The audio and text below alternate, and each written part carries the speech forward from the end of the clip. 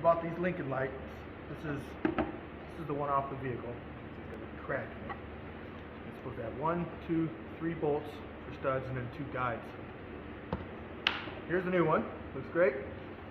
1, 2. It's missing this bolt. So I have to fix this whole assembly so I can put this new light in. It's going to be pretty straightforward. I'm an engineer, so we're going to fix this to make it work. We're going to take a long bolt. We're going to cut the head off. We're going to take a seal kit. We're going to get 2 of these little tiny ones.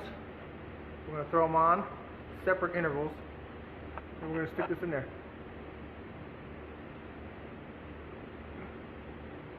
Just like that. And it's already tight. Push it down a little bit more. And then we're going to 2-part epoxy that bad boy in there so it doesn't go anywhere. Don't get this stuff on you. Don't worry so much about getting this stuff on you. The black is the bad. Get your trusty JB Weld mixing tool. 20 seconds. The crack on this is right here. See it there? I'm going to fill that up. Put some around threads.